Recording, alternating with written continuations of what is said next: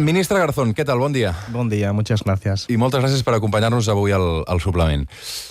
Intentem fer l'entrevista en català, jo li pregunto en català i si hi ha alguna pregunta que no entén, cap problema que canviem l'idioma. ¿L'entén una mica? Sí, pero llevo ya afortunadamente muchos años viniendo y no lo hablo, pero creo que lo entiendo, así que vamos a intentarlo, que para mí es un placer. Fantàstic. On fa la compra el ministre de Consum? Bueno, vamos a ver, yo la hago como todas las familias normales, las familias trabajadoras, hacemos la compra y notamos lo que ahora están reflejando los precios. La compra li arriba a casa o ens el podem trobar al supermercat, el ministre? Bueno, yo voy al supermercado, voy con mi familia, voy con mis hijas, trato de ir en horarios menos frecuentados, porque siempre te puedes encontrar pues, a gente que, bueno, digamos, no piensa exactamente de la vida igual que uno, pero la hago normal, porque al final es lo que somos gente sencilla que de manera contingente estamos en un puesto de responsabilidad, en este caso en el Ministerio. Crec que a casa seva són 4 perquè té 2 filles.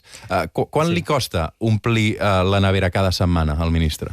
Bueno, nosotros hacemos compras de manera bastante irregular, sobre todo porque yo estoy normalmente viajando, entonces no hacemos una compra semanal, pero no te sabría decir, sé decirte que son unos 600 euros al mes. Somos 4 y 1 en camino, así que va a encarecerse. L'enhorabona, família numerosa, gracias, per tant, Eso es, sí, gracias. Ahir van sortir les dades de la inflació, 8,9 a Espanya, 8,5 a Catalunya, però és evident que el preu dels aliments encara està més disparat, es calcula un 14%.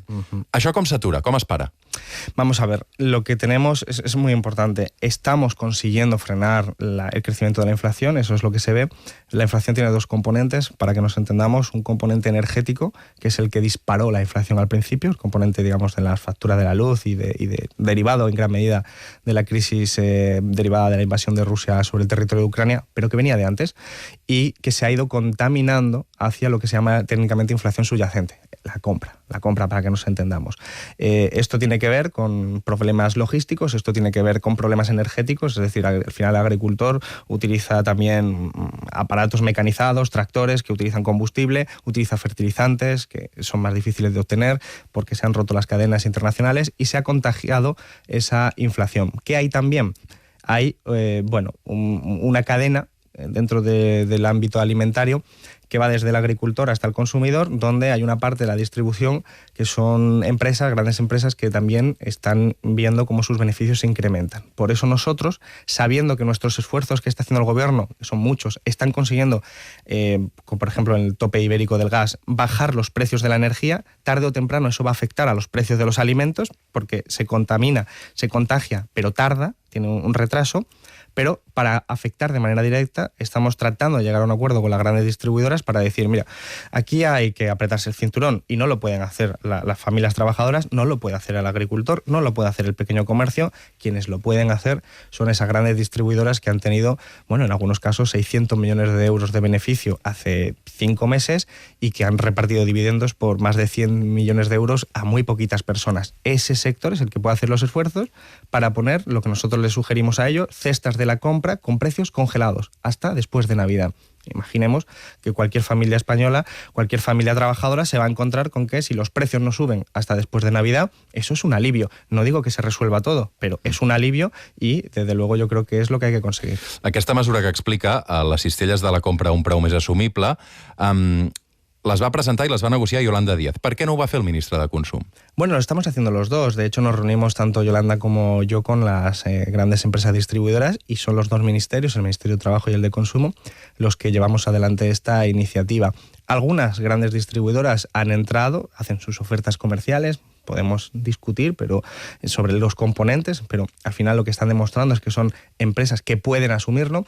Al final, para que se entienda bien, lo que nosotros les estamos pidiendo es moderación de beneficios. El precio no solo son los salarios, el precio también son los beneficios. Y hay determinadas agentes en el mercado que tienen unos beneficios que todavía son muy altos. Y le decimos, hay que hacer un esfuerzo.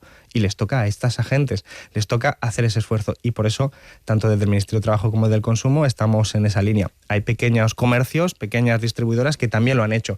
Pero también es verdad, hay que reconocerlo, hay grandes distribuidoras que se niegan porque están acostumbrados a pingües beneficios y no quieren bajarse de ahí.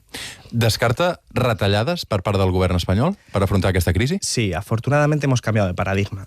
Hace 10 años aproximadamente, cuando estalló la anterior crisis, se gestionó esa misma crisis por el gobierno de España, pero también por los gobiernos europeos, por la vía de los recortes, de lo que tú decías en la introducción, la devaluación salarial, ya que no podías hacer una devaluación monetaria, bajabas los salarios. Eso empobreció a todo nuestro país, eso empobreció sobre todo a la periferia europea, a Grecia, Italia, Portugal, con importantísimas consecuencias graves sociales y políticas, pero ahora mismo la forma de enfrentar la crisis está siendo totalmente diferente, sobre todo por el gobierno de España, que lo que hemos hecho ha sido subir el salario mínimo, hemos promovido una reforma laboral que protege a los sindicatos y protege la negociación colectiva, hemos hecho fondos de inversión, digamos, de inversión, de estímulo fiscal con fondos europeos, por ejemplo, para estimular la economía y que la respuesta sea, por decirlo de alguna manera más técnica, más keynesiana que neoliberal. Y eso también está contagiándose a la Comisión Europea, que la Comisión Europea pues, ha acabado, como está negociando ahora, la intervención del mercado energético. Es decir, una cosa que nos hubiera parecido absolutamente asombrosa hace 10 años. Més enllà de la pujada del salari mínim, la recomanació del govern espanyol a les empreses és que pugin els salaris també? Claro, vamos a ver, nosotros cambiando de paradigma lo que entendíamos es, hace 10 años se entendía que para salir de la crisis había que bajar los salarios, siempre de los mismos, siempre de las mismas familias. Nosotros luchamos contra eso, y ese era el gobierno del Partido Popular. Nosotros entendemos que un gobierno progresista tiene que entender que la economía tiene que tener otras bases, otros fundamentos que no sean la precariedad, la estacionalidad, la miseria vital, sino que tiene que ser la negociación colectiva, los salarios altos, la capacidad de la gente trabajadora de organizarse y de mejorar sus condiciones laborales, para mejorar en ese sentido las condiciones de vida. Y por eso la recomendación es, no nos olvidemos que esto no es solo una cuestión moral, esto es una cuestión económica. Cuando la gente cobra más, tiene más capacidad de bajar al barrio y comprar en el pequeño comercio. Ese pequeño comercio va a poder contratar más gente. Esa gente que va a ser contratada tiene un salario que va también a dedicar. Es decir, la forma de reactivar la economía en tiempos de crisis también puede ser subiendo los salarios. Y esto es lo que ahora mismo nosotros estamos poniendo en marcha y funciona. Tenemos unos datos que van mejorando mucho en una situación crítica que probablemente si se hubiera gestionado de la manera anterior estaríamos ahora verdaderamente en una situación terrible. Som al Suplement, som a Catalunya Ràdio, estem xerrant amb el ministre de Consum, Alberto Garzón. A Catalunya, aquesta última setmana hem assistit a la ruptura del govern de coalició. Què tal és l'ambient al Consell de Ministres del govern espanyol, vostès que també estan en coalició? Bien, lo que ocurre aquí es que no estamos muy acostumbrados a los gobiernos de coalición, y mira que en Cataluña habéis vivido hasta tripartito en el que sí, nosotros formábamos parte, pero no hay una cultura política de los gobiernos de coalición en la que se entienda que existen diferencias. Por eso muchas veces cuando hay una diferencia en el Consejo de Ministros, que es lo que mejor conozco, parece como que se va a acabar el mundo. Y lo cierto es que pudiéndose acabar, digamos, cualquier gobierno en cualquier momento, es bastante normal que cuando tengas varios partidos en un mismo gobierno haya diferencias, porque si no hubiera diferencias seríamos todos del mismo partido. Por lo tanto, son diferencias naturales. Y esto pues nos vamos a tener que ir acostumbrando a que en un gobierno de coalición hay esas diferencias. Lo importante es saber qué tienes en común. Y si sigues teniendo cosas en común, la cosa irá bien. El problema es cuando ya hay asuntos estratégicos en los que no se comparten. Y eso de momento en el Consejo de Ministros no lo hemos visto. La vida al Consell de Ministres era més fàcil amb Pablo Iglesias a dins o fora? Bueno, al final todos los que estamos ahí en el Consejo de Ministros, como decía antes, estamos de manera contingente, representamos un espacio político, y Pablo hizo una tarea extraordinaria, que es la misma tarea extraordinaria que está desarrollando Yolanda Díaz. ¿Por qué? Porque no se trata de las personas, no se trata de mí, se trata de lo que representamos, y lo que representamos tiene un espacio político en el conjunto del país, tiene ahora una presencia en el Consejo de Ministros, y mientras la gente nos reconozca esa tarea, seguiremos trabajando en ese sentido mucho más allá de las propias personas. Però per una persona com vostè, de conviccions comunistes, conviure o compartir espai, per exemple, amb figures com Margarita Robles o Nadia Calviño, ¿es fàcil o li genera contradiccions? Bueno, no se trata de contradicciones, salvo que entendamos que la política siempre es una contradicción, que es así. Yo he estado en el Parlamento desde el año 2012, en una mayoría absoluta del Partido Popular, he tenido debates con Guindos, con Montoro, he tenido momentos de llegar a acuerdos incluso con el Partido Popular. La política es enfrentarte a quien tiene diferencias, y cuando es tan compleja, tan sofisticada, que no consiste en la existencia solo de mayorías absolutas, te tienes que poner de acuerdo con gente que no piensa exactamente igual que tú. Eso, en la izquierda que yo represento, siendo coordinador de Izquierda Unida y formando parte de Unidas Podemos, que es una coalición, lo tenemos muy claro. Nosotros nos juntamos con otras fuerzas, otra gente que piensa estratégicamente de manera similar a nosotros, aunque pueda haber matices, y a partir de ahí sabes que tienes que priorizar eso. Por eso en los consejos de ministros, incluso en los debates que tenemos en otros órganos de gobierno, al final lo que tenemos muy claro es, hay un objetivo del Partido Socialista, hay un objetivo de Podemos, hay un objetivo de Izquierda Unida, hay un objetivo de Comunes que compartimos. Y luego, al margen de ahí, pues discutimos y unas veces ganan unos, otras veces ganan otros, pero siempre tenemos el objetivo de que nuestro país y la clase trabajadora pueda salir adelante. Sobre discussions i discrepàncies. Avui el diari Público explica que el seu ministeri s'està trobant amb resistències a l'hora en les àrees que controla el PSOE per la regulació, per exemple, de la publicitat d'aliments per nens. Què està passant? Això és l'excepció o és l'habitual? Bueno, ocurre. No es lo normal, pero ocurre. Como decía, un poco la lógica de lo anterior. Hace un año presenté yo aquí, además con la alcaldesa de Barcelona, con Ada Colau, una propuesta de restringir la publicidad de los alimentos dirigida al público infantil para poder luchar también desde esa vía contra los índices elevadísimos de sobrepeso y obesidad que tenemos entre la población infantil. Niños y niñas de 6 a 9 años, unos indicadores superiores al 40%, un desastre. Para mejorar la dieta, para mejorar los patrones de consumo. Lo presentamos hace un año y el hecho de que todavía no haya salido se explica en parte por estas diferencias. Es decir, hay algunos ministerios del Partido Socialista que tienen un enfoque distinto al nuestro, que tienen una forma de entender la alimentación distinta y, lógicamente, nosotros vamos a tratar, y seguimos haciéndolo desde hace un año, de convencerles de que, bueno, lo que hay que anteponer, desde luego, son los intereses y la salud de los menores, no de las legítimas aspiraciones que pueden tener grandes empresas que se verían afectadas si tú restringes la publicidad de sus alimentos. Pero es que la ciencia ha dicho que hay determinados alimentos que, dirigidos al público infantil, van a empeorar las condiciones de vida de esos niños y esas niñas, van a empeorar las condiciones de esos niños y niñas cuando sean mayores y van a provocar unos desajustes importantes incluso en el ámbito de la salud pública. Por lo tanto, nosotros tenemos muy claro esa vía y creemos que se va a abrir camino finalmente, pero tenemos que hacerlo ya. Y esto es la tarea en la que estamos y, de hecho, hoy mismo lo que tenemos es un acto con Ada Colau y Yolanda Díaz para empujar en la dirección de sacar adelante estas normes. Glòria, és el Disseny Hub de Barcelona a partir de les 12 del migdia. Crec que vostè aquesta setmana ha anat a la desfilada militar del 12 d'octubre. S'hi sent còmode? Bueno, al final nosotros jugamos un papel institucional. Es algo que nos corresponde como ministros. Yo creo que es una... Joan Subirats, por ejemplo, no iba a anar. Sí, no, y efectivamente hay otra gente que tiene otra forma de verlo. Yo creo que al final lo que tenemos que hacer es entender que son fiestas que han estado muy sesgadas. De hecho, probablemente cualquiera que lo haya visto en persona, y lo comentábamos antes aquí con el director, se da cuenta de que los asistentes a lo que es el desfile físico tienen una inclinación ideológica muy clara. No son partidarios de este gobierno de coalición. Te lo puedo asegurar por el nivel de respuesta que se vio por los más exaltados. A vostè el xiulen, per exemple. Si solo fuera eso sería hasta amable, pero son palabras muy... O es queixen perquè el president del govern espanyol arriba 3 minuts tard i fa esperar al rei. Está claro que lo que hay es una sobreactuación de la derecha española y de la parte más reaccionaria de este país, tanto en sus expresiones políticas más evidentes, en los partidos políticos que están ahí, como de una expresión sociológica que existe, sobre todo en Madrid, de gente que es muy reaccionaria, que tiene una concepción del Estado y del país según la cual España solo es lo que ellos dicen, y por lo tanto para ellos, gente como yo, de clase trabajadora, además comunista, de izquierda, republicano, estamos por accidente. Y esta es la visión que están tratando de abrirse camino. Y yo creo que no, que hay otra España. Hay otra concepción de España posible, una España donde cabemos todos, una España donde caben los vascos, los catalanes, donde la gente que quiera estar puede estar, porque tiene incentivos para estar, porque es un país que tiene otra forma de proteger a la población, que tiene otras concepciones.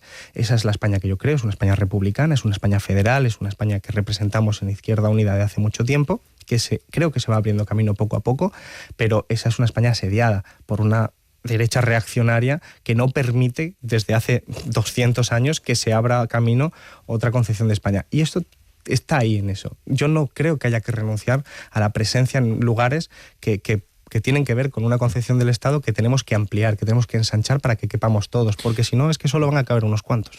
Però, pel que m'està dient a vostè, per exemple, Felip VI no el representa. ¿Perdón?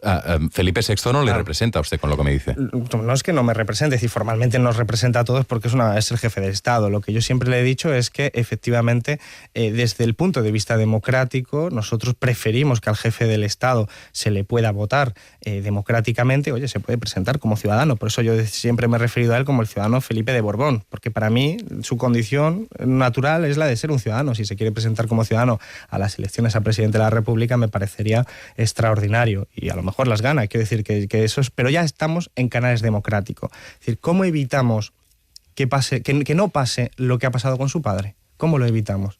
Yo no creo en un país que tenga que confiar moralmente en que el jefe de Estado sea buena persona. A mí me parece bien que todo el mundo sea buena persona. Yo lo que quiero son reglas, quiero instituciones, quiero controles, quiero rendición de cuentas, quiero una república que pueda, en última instancia, la gente decir, oye, usted se ha comportado mal, usted el siguiente mandato no va otra persona que vamos a votar.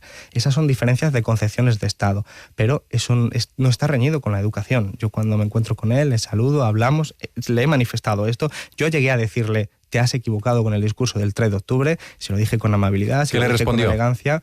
Bueno, pues es una respuesta que él lògicament dio institucional, que no estava d'acord.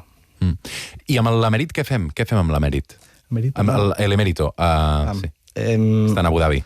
Pues, ¿qué vamos a hacer? Yo creo que al final es la mejor expresión de la impunidad. Yo creo que cuando lo vimos volver para una regata, creo que fue, sí, y todos los medios de comunicación, o casi todos, le seguían y se veía lo que hacía, volvía con esa impunidad, sabiendo que muchos de las acusaciones que tenían pruebas y que tenían indicios no habían podido llevarse a cabo porque estaban prescritas, que otras estaban ahí en el camino. Creo que al final lo que representó fue una persona que durante mucho tiempo ha podido hacer prácticamente lo que le dieran gana sin tener que rendir cuentas. Y eso lo tiene inserto. Eso lo tiene inserto. Y hace daño a su propia Casa Real y a su propia familia. De hecho, yo creo que irónicamente podríamos decir que es el principal vector de republicanismo en los últimos 10 años en este país, porque ha puesto de relieve lo que yo decía. No podemos depender de la buena voluntad de las personas. De verdad, yo no soy una cuestión, no veo la política desde el punto de vista solo moral. Hace falta normas e instituciones para que, sea buena persona o mala persona, no pueda suceder lo que sucedió. Vostès, Unides Podem i el PSOE, han presentat una proposta de pressupost, necessiten el suport, veurem si d'Esquerra Republicana, ara en parlarem, que puja un 25% la despesa militar. Espanya es gasta massa diners en armament? Vamos a ver. Yo no estoy de acuerdo con gastar más dinero en gasto militar. Y en nuestro espacio político no lo está. Esto tiene que ver con un gobierno de coalición en el que nosotros hemos empujado para que haya otra serie de partidas históricas en el gasto social, en el gasto de dependencia, en el gasto de sanidad, en otra serie de gastos en las que nosotros hemos puesto nuestros esfuerzos porque es nuestra correlación de fuerzas. A mí me gustaría tener mayoría absoluta. Ya le garantizo que si tuviéramos mayoría absoluta, pues no tendríamos este presupuesto, tendríamos otro distinto, más social y menos militar. Yo creo que al final hay que llegar a ese tipo de acuerdos y el Partido Socialista tenía un compromiso establecido con respecto al gasto militar y a su visión en este momento de la situación geopolítica y este sea el resultado que hemos tenido. Es un resultado pues de negociaciones y en el que todos aceptamos el presupuesto final sabiendo pues que evidentemente es el resultado de esa negociación. L'altra negociació és tirar endavant aquests pressupostos. Así es. ¿Tindran el sí de Rufián? Bueno, nosotros buscamos el sí de los socios parlamentarios en el Parlamento, entre ellos, por supuesto, Esquerra, que son más que su propio portavoz, naturalmente, y esperamos conseguirlo. Lógicamente, esto es un proceso de negociación, es un proceso de diálogo. ¿A canvi de què? Bueno, esta parte de la negociación, lógicamente yo no puedo avanzar nada de este sentido porque supongo que se están negociando en este preciso momento hasta que no estén aprobados los presupuestos, prácticamente hasta ese último minuto todo es negociación. Pero yo creo que al final aquí lo importante es entender los lineamientos estratégicos. Esquerra es un partido de izquierdas, así se ofrecen a la sociedad y creo que estos son unos presupuestos que cualquier persona de izquierda lo va a ver bien. Por supuesto, puede haber matices, diferencias, pero son unos presupuestos necesarios para mejorar la vida de las familias trabajadoras, presupuestos que incrementan el gasto social, presupuestos que mejoran la vida de la gente y yo creo que ahí hay ya un espacio común para empezar a debatir. Y a partir de ahí, pues lógicamente Esquerra tendrá que plantear legítimamente cuáles son sus dudas, cuáles son sus problemáticas, y igual que lo va a hacer pues el resto de fuerzas políticas, como puede ser Bildu, como puede ser PNV, como puede ser otras fuerzas, que también, bueno, pues sus apoyos son no solo importantes, sino incluso necesarios. Esquerra demana amnistia i autodeterminació. El PSOE diu que això no està damunt la taula, i Unides Podem entenc que estan al mig de tot això. Com ho veu vostè? Vamos a ver, es que por supuesto, vamos a empezar por la parte concreta, ¿no? Eso no entra en los presupuestos, no es una demanda, digamos, de naturaleza presupuestaria, es una demanda política, estratégica, legítima, que tiene que ver con un marco más amplio, tiene que ver con qué ocurre para nosotros resolver determinadas problemáticas de Estado que venimos arrastrando hace mucho tiempo, que venimos sin solucionar, que tienen que ver con la mesa de negociación, que tiene que ver con la mesa de negociación no de presupuestos, sino la mesa de negociación organizada en torno a la cuestión, digamos, catalana, entre comillas, porque yo creo que es de todo el país, y ahí, bueno, pues ahí es donde tenemos que seguir avanzando. Yo creo que se han hecho avances, la cosa ha estado bastante mejor en este tiempo, el diálogo se ha recuperado, hemos empezado a entendernos, son problemas complejos, por lo tanto no pueden tener soluciones simples. Sabemos que tenemos perspectivas distintas, no solo, como bien decías tú, entre Esquerra y el gobierno, sino entre Esquerra, el Partido Socialista, Unidas Podemos, Comunes, etcétera. Tenemos concepciones distintas. Bien, lo que tenemos que hacer es sentarnos a hablar y ir planteando cuáles son las propuestas. Creo que eso tenemos que hacerlo sin secuestrar herramientas que son útiles para mejorar la vida de las familias trabajadoras. Por lo tanto, creo que habría que mantener a salvo negociaciones específicas como son las de presupuestos o como podía ser cualquier otra reforma que mejore la vida de las familias trabajadoras, porque, oye, mientras nosotros discutimos todo esto que es importante, la gente necesita que vea la política como útil para mejorar su vida, y si nos enroscamos en negociaciones que no mejoran la vida de la gente, tenemos un problema, porque se va a abrir camino pues lo que estamos viendo en Italia. L'altra carpeta que està damunt la taula, de fet ahir en parlava la vicepresidenta Yolanda Díaz aquí amb la Laura Rosell, és la reforma del delicte de sedició. De moment, ahir la vicepresidenta no hi posava termini, en principi s'havia parlat abans d'acabar l'any, però li vull preguntar, vostè també, que forma part d'Unides Podem i d'Esquerra Unida, Carles Puigdemont hauria de poder tornar a Catalunya amb normalitat? Vamos a ver, esto es un tema que venimos arrastrando bastante tiempo, que nosotros lo hemos debatido. Yo lo he dicho muchas veces anteriormente, yo creo que el conflicto político que existe entre Cataluña y el resto del país, entre la concepción del Estado, en que quiere ser Cataluña democráticamente en su relación con el resto del Estado, tiene que ser por cauces políticos. Por lo tanto, yo no entiendo que pueda ser jamás una solución, un cauce, digamos, policial, de represión, digamos, física, como ocurrió el 1 de octubre, o de represión administrativa, como puede ocurrir y sigue ocurriendo con una parte.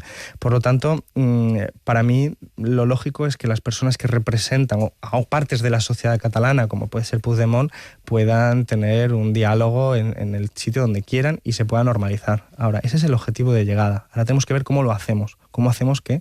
Yo he tenido conversaciones con Puigdemont, he hablado con él, sabemos cuáles son nuestras diferencias, sabemos cuáles son las cosas que compartimos, pero sabemos que lo que no tiene sentido es que hablemos a través de instituciones penitenciarias o hablemos a través de instituciones policiales. Tenemos que hablar de política. Eso es nuestro objetivo de mesa de negociación, ese es nuestro objetivo de encontrémonos. Hay una España que ya sabemos que no quieren que esté ni los catalanes independentistas, ni los republicanos, ni los que somos comunistas, ni los que somos de izquierda prácticamente. Bien, pero hay otra España que se abre camino, como decía antes, y que caben todos. Y hay otros que quieren estar fuera de España. Bien, vamos a ver cómo podemos hacer todo esto por cauces políticos. Esta es la posición que nosotros hemos mantenido siempre. De hecho, el delito de rebelión fue un delito que fue mi formación política, Izquierda Unida, la que presentó precisamente la presencia de esta modificación del artículo en el Código Penal hace ya más de 20 años, precisamente porque el riesgo era que la derecha y los reaccionarios pudieran repetir lo que había pasado con el golpe de Estado de Tejero o en la historia reciente, ¿no? Es decir, no está ese tipo de artículos en el Código Penal, no está el Código Penal para restringir el debate político. Por lo tanto, llevémoslo al lado de la política. Y a partir de ahí, con esa filosofía, todas las respuestas salen automáticamente. ¿Deberían estar estas personas en su casa? Pues tendrán que estar en un determinado momento en su casa para poder hablar de política. Per tant, el retorn de Carles Puigdemont o de Marta Rovira està damunt la taula, a la taula de diàleg, precisament. Yo no estoy en esa tabla de negociación y por lo tanto no puedo aventurar qué está o qué no está, y además sería inapropiado por mi parte hacer público cuestiones que si están encima de la mesa, que no lo sé, pues tiene que ser de manera discreta para que se garantice el éxito de esa negociación, porque hay muchos enemigos de esta negociación, no lo olvidemos. O sea, hay muchos enemigos que no quieren que hablemos del conflicto político de Cataluña y que lo único que quieren es militarizar el conflicto, policializar el conflicto, judicializar el conflicto. Yo creo que eso es el camino inverso al que nosotros tenemos que hacer. Por lo tanto, bueno, pues dejemos que los que están en esa mesa de negociación puedan hablar. Un parell de qüestions abans d'acabar.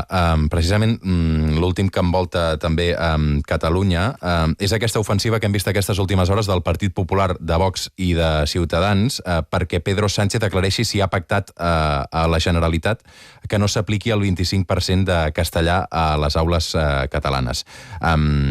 Sap el ministre que la Generalitat va impulsar una normativa per descartar les quotes lingüístiques a les escoles i Aragonès, aquest dijous, el president de la Generalitat, amb aquesta entrevista amb la Laura Rosell, deia que havia impedit que el PSOE recorrés aquest 25% de les aules.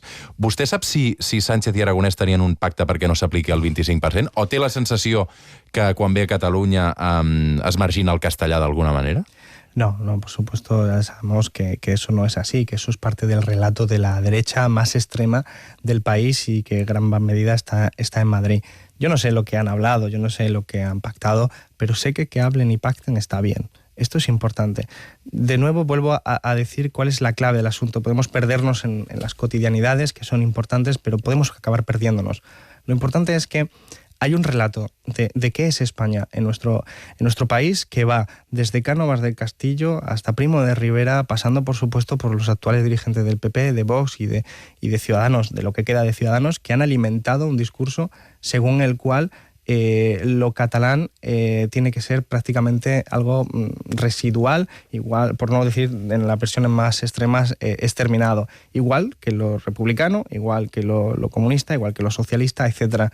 Esa visión es la que hace que no quieran que se hable de política, que no quieran que vayamos a mesa de negociación, que no quieran que hable de la inmersión lingüística, que no quieren que hablemos de la diversidad de España. Porque para ellos España no es diversa, para ellos España es unitaria.